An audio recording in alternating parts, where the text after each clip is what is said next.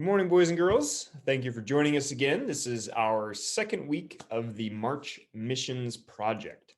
So today we're going to have two parts. The first part, we're going to be looking at missions. And the second part, we're going to be looking at our story, the adventure of Buster. So as we begin, we have a couple questions I want us to keep in mind. Number one, what is a missionary? So last week we looked at three things, which we're going to review. And secondly, who was the first missionary? Well, last week we said that was Abraham. Abraham goes way back thousands and thousands of years, and we see him acting as the first missionary.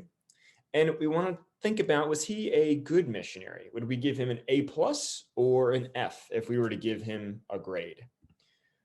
Well, we're going to take a look at Abraham. We're going to look at the next few chapters. Last week we looked at Genesis 12. This week, we're going to look at 13, 14, and part of 15. So whenever God comes to call Abraham to be a missionary, we said that there were three things that God said to Abraham. Do you remember what they were? Well, the first thing was Abraham needed to go. He needed to get up from his family, from his house, from his country, and he needed to go. Where was he going? Well, he didn't know. He just had to follow God. So that was the first thing he had to do as a missionary. Let me make myself a little bit bigger here. And the second thing was that God was going to bless him. God said, "I will bless you, Abraham." And the third thing was Abraham was supposed to in turn bless other people. You will bless other people. In fact, God told Abraham he was going to bless every family in the world. Well, that's a pretty tall order, but that's what a missionary does, right? A missionary goes out with the blessing of God and they bless other people. So last week we said that yes, Abraham went, he got up and he left his family. So he did a good job there. And God was faithful. God blessed Abraham. He protected Abraham and he gave him some cows and camels and sheep and goats. So God blessed him. But then Abraham really struggled with this last point. You will bless other people. He was called to bless all the families of the world, but in fact, he ended up bringing trouble in Egypt. So he didn't fulfill his calling as a missionary. Well, we're going to pick up the story with where we left off last week. But before we do that, I need to introduce a character to you named Lot, L-O-T, Lot. Well, Lot was the nephew of Abraham. So Uncle Abraham and nephew Lot. So I didn't mention Lot last week, but Lot was actually with Abraham. So Abraham was leaving Egypt. He had all of his animals with him. And then this was his wife, Sarah. Last week, I had a different picture. It was a beauty queen because she was very, very beautiful in the Bible. But here is a more appropriate picture, perhaps, of Sarah. But also with Abraham and Sarah was Lot, the nephew. And Lot had a bunch of animals as well. So God was blessing Lot the same way that he was blessing Abraham. Well, after they got kicked out of Egypt, they had to go all the way back through the Negev, and eventually they came to Bethel. Now, what I told you interesting at Bethel is that Abraham built an altar and began to worship and pray to God at Bethel. So after a long journey all the way back to Egypt, well, Abraham and Lot, they start to accumulate more and more things. They get more and more animals. They get more and more possessions. They have more and more people coming to work for them as employees, and they actually have more and more gold and silver. They're really, really rich, and it's a true blessing from God. But after a while, they go up onto a mountain, and they just have too much. They're continually bumping into each other. Lot's camels are mixing with Abraham's camels, and some of the sheep from Abraham are fighting with the sheep from Lot. And they decide, okay, they're going to separate. So Abraham takes his nephew Lot up onto a hill, and they look out all across the land. On one side of the land, they have a pretty nice looking little town. They have some buildings, they have some businesses, there's some roads, a lot of people coming and going. They see grass and there's a lot of water there. But then on the other side of the mountain, it's just kind of boring. Only a little bit of grass. There's no people, there's no city or anything like that. So Abraham, being a good uncle, asks his nephew, "You choose. Where do you want to go? We have too many people, too many animals. We can't stay together. we're just going to keep fighting. So where do you want to go? Well, Lot looked around and he saw the land that was really nice and beautiful with its town right by it. And then he looked and he saw the desert. Well, what do you think Lot chose? Well, Lot decided that he was going to go to the city, to the little village with his animals. I know his animals look like they're walking on water. They're not. And Abraham decided he was going to take his animals and his wife, and he was going to go to the desert. Well, it seems like Lot had the better deal in this arrangement, but actually, Abraham was showing his sacrificial love for his nephew. He let his nephew have the good choice, and Abraham made the sacrifice. Well, this made God very, very happy to see Abraham making such a sacrifice. So God actually spoke to Abraham. He said, I will give this land to your children. Now, at this point, Abraham had no kids, but God says to Abraham, I want you to look at all the little tiny grains of sand. Look at all the sand in this picture. It's everywhere. God tells Abraham, I want you to count each piece of sand. And that's how many kids I'm going to give you and how many grandkids I'm going to give you. Well, Abraham couldn't wrap his mind around this. This was so many pieces of sand, so many grains of sand, and then so many children. He couldn't really fathom it, but he believed God. Now, meanwhile, whenever Lot goes to this other city, he starts making friends and getting along, and he's getting richer and richer. He ends up having some of his own children. But while he's doing that, there's actually some other kings. And some of these kings were quite naughty.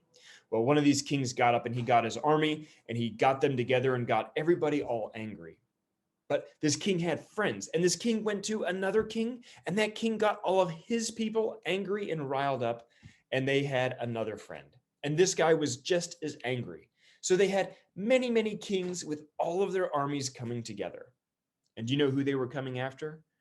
Well, they were coming after a king over here, and Lot was the friend of all of these people. So now Lot found himself in the middle of a war. It was Lot and his friends versus all of these kings and their army.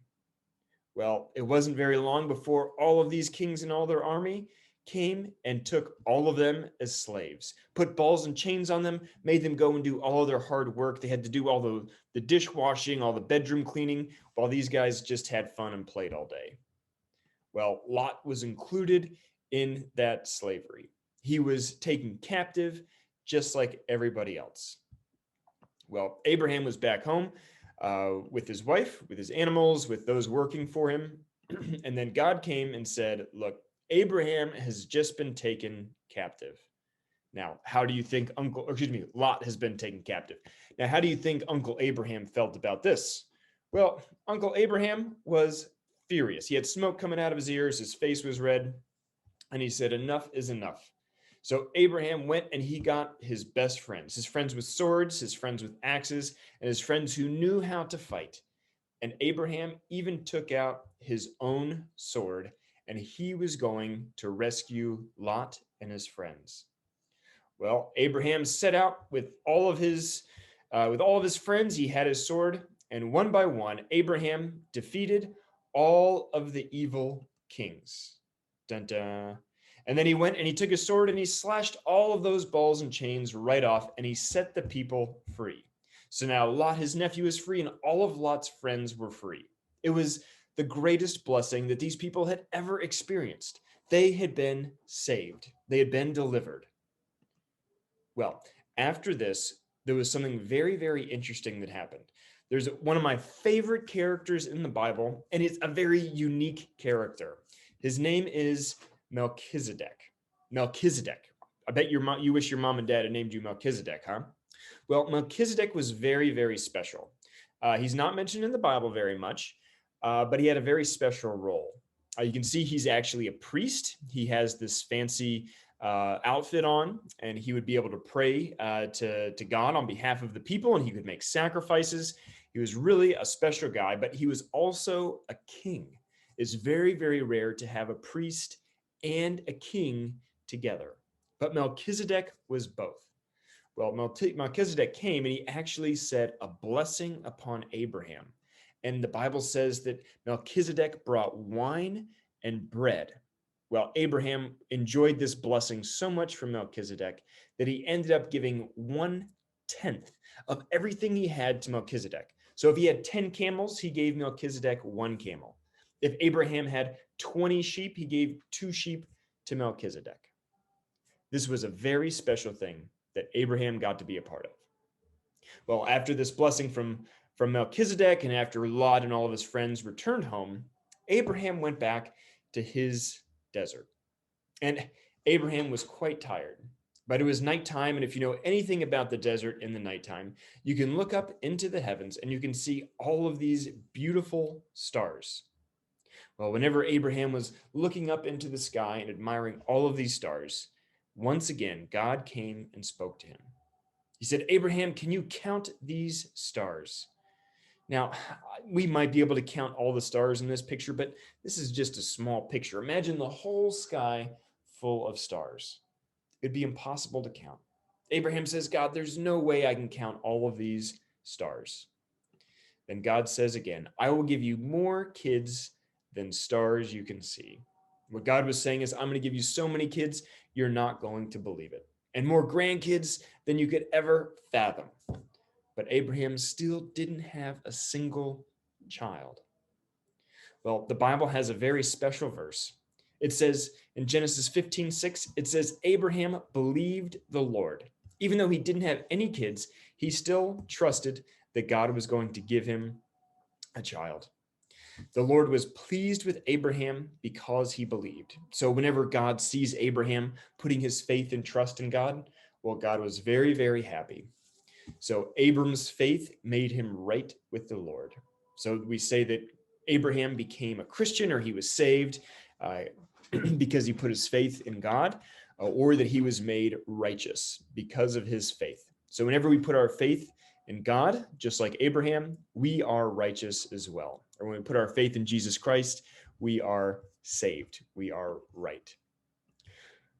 Well, boys and girls, so if we look at this week, we have to say, did Abraham go? Did he get up and leave? Well, yeah, he left Egypt, but he left Egypt because he was not a blessing, right? So this one, I'm going to go ahead and give him a tick, but it's a little bit sketchy what he did here because he kind of got kicked out of Egypt, right? Second one, did God bless Abraham? Well, yes, of course, God blessed Abraham. God is faithful, and he gave Abraham so many things that Abraham couldn't even stay with his nephew because they had so many possessions. So yes, God blessed Abraham. And last question, did Abraham bless other people?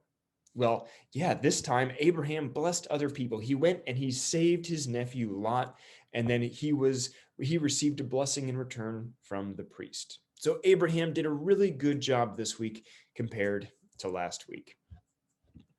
So what is a missionary?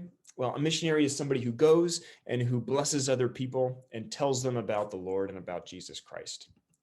Who is the first missionary? Well, we go all the way back to Abraham, thousands and thousands of years ago. We see people doing missionary work for God. And lastly, was he, meaning Abraham, a good missionary?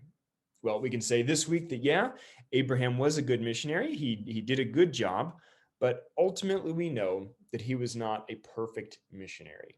To see the perfect missionary, we go to Jesus Christ himself. God sent his son, and his son was the one that truly blessed all the peoples of the world. And remember, I talked about there being this great priest, Melchizedek. Well, Melchizedek was a priest, but he was also a king. And Jesus Christ is our priest that takes away our sins, but he's also a king who rules and reigns with all power and all authority. And just like Melchizedek, Jesus Christ brings us all of our blessings. He gives us wine and he gives us bread, a picture of the Lord's Supper whenever we eat on our Savior's body that was given for us, and we drink his blood that was poured out on our behalf. So this is the conclusion of our second week of the life of Abraham, the first missionary, for Buster's Big Adventure, Part 3. All right, and before we begin, I want to do a quick review. So what is this guy's name in the blue shirt? Buster. Good. I hope you remembered that. And what about his best friend? His best friend's name is Tony. Good. And what about this guy in the weird clothing? His name is Prince Edmund. And then we also said there was a king. The king's name is King Gregory. Now, have you seen King Gregory yet? No, you have not seen King Gregory, so you don't know what he looks like. But where are Tony and Buster going? Where are they off to?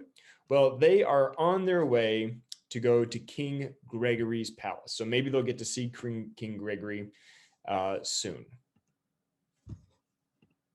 All right, so here we go. We begin with Buster's Big Adventure Part 3. Well, Buster woke up on Saturday morning and he was so excited. Today, he was starting out on his journey to go to the king's palace. Well, Buster got his backpack and he started packing everything that he thought he would need. First thing he got was the map. He knew he needed a map to be able to find his way to the palace. Well, then he starts going through his closet and eventually he finds his sleeping bag and thinks, oh, that could be a good thing. It's going to be a long journey to go to the king's palace. I definitely need a sleeping bag. Well, then Buster comes across an umbrella and he thinks, oh, maybe I need an umbrella. It is supposed to rain this weekend, but nah, I'm not going to take an umbrella. That seems just like too much work. I don't want to be bothered. Well, Buster, then he goes into the kitchen and he starts to make himself some sandwiches. He knows he's got a long journey ahead of him and he's going to get hungry. And he takes a couple bottles of water as well. Well, he packs up his bag, he zips it all up, and he starts to go out the door. But as he's going out the door, he has a picture in his mind. It's a picture of Prince Edmund. And he can see this picture so clearly. He's thinking, what's going on here? Well, Prince Edmund starts dangling a piece of paper. Buster looks closely and he realizes it's the invitation. Buster forgot to pack his invitation, so he runs back inside and there he gets the invitation to King Gregory's party. Whew, thought Buster. If I forgot this piece of paper, I wouldn't be able to get into the king's party. Well, Buster sets off to go back to the park and meet his best friend, Tony. He's there waiting, and eventually his friend, Tony, shows up. Tony made sure that they had the right map and that they were going to be able to go on the journey together. Both of them double checked their bags, make sure they had everything. Buster says to Rocco, says to Tony, hey, Tony, do you have an umbrella? Tony says, nah, we didn't need an umbrella. But Buster says it might rain this weekend. Who cares? We don't mind getting a little bit wet. Okay, so they didn't think much about it. And then they set off on their journey. They looked in the map and they found the entrance into the forest that they needed to take. The forest looked quite foreboding, but they decided they were going to go in anyway. And after hours and hours of walking around, they came to a beautiful waterfall. It was nice and peaceful. They could hear all the sounds of the water, and they were exhausted. I mean, they had walked for like 5 hours without taking a single break. Well, we've made pretty good time. Let's go ahead and stop here so we can have some lunch. So Tony and Buster ate some of their sandwiches, played in the water for a little bit, and then after they had wasted enough time, they decided we must continue on our journey. Well, the boys keep going, and they come to an edge of a tree line. When they are at the edge of these trees, they start to hear somebody talking. It sounds like another boy. And in fact, it was another boy. His name was Marcus. Now, Marcus was a boy about their age, but something interesting about Marcus is Marcus loved to play with Nerf guns. Well, I think most kids like to play with Nerf guns, especially boys. Well, Marcus comes up to Tony and Buster and says, hey guys, my name is Marcus. Well, Buster and Tony, they instantly notice this Nerf blaster. Marcus says to them, hey guys, I got 2 extra Nerf guns. Would you be interested in playing a game? Well, the boys really wanted to play a game, but they didn't have much time. They needed to go to get to King Gregory's party. Well, no, sorry, Marcus, thank you very much for the offer, but we don't have time to play games right now. Well, Marcus went ahead and shot a Nerf bullet that hit Tony right in the head. And then he started laughing like it was the funniest thing that had ever happened. Well, Tony and Buster, they were not ones to back down from a challenge, but they insisted, no, we cannot play with Nerf guns. We must go and get to our destination. Well, Marcus was not going to hear it. He decided to shoot one at Buster and pa-tunk, hit him right in the forehead. And then he laughed like it was the funniest thing that had ever happened, and Tony and Buster couldn't take it anymore. They decided to fire back their Nerf bullets at Marcus. Then Buster and Rocco, they started roaring with laughter just as hard as Marcus. The war was on. The boys started firing Nerf bullets one after the other. Well, they played and they laughed and they had a great time. But do you know how much time they spent playing Nerf guns? They spent 3 hours playing Nerf guns. They wasted so much time. And now they were exhausted. Whew, they were sweaty, they were hungry, and now the sun was going down. Well, Marcus says, well, hey guys, why don't we go into my house to have something to eat and cool down? And besides, I got a TV. We can just sit down and watch TV. Well, Marcus took them to the biggest house that Tony and Buster had ever seen. It was like 10 or 12 of their houses in one. Buster and Tony could not believe how big his house was. So Marcus says, hey guys, do you want to come into my house and play? Well, Tony instantly said, yeah, that house looks amazing. Let's go inside. Buster really wanted to go inside this massive house that belonged to Marcus. But before he could say yes, well, Buster had, let me see if I can move my picture. Buster had that same picture in his mind again, super clear, and it was a picture of Prince Edmund. Well, what do you think Buster was going to do? Was Buster going to go in the house of Marcus with Marcus and Tony, or was he going to go to the king's palace? Buster didn't know what to decide. So that is the end of part 3, and I leave you with this question. Will Buster go into Marcus's house? Something that you have to think about, and we'll look at it next week. So there is the end of part 3, and here is a final message from Buster saying, goodbye, boys and girls. See you next week for more adventures. So I hope you can join us next week, either in person or online, as we look at the life of Buster.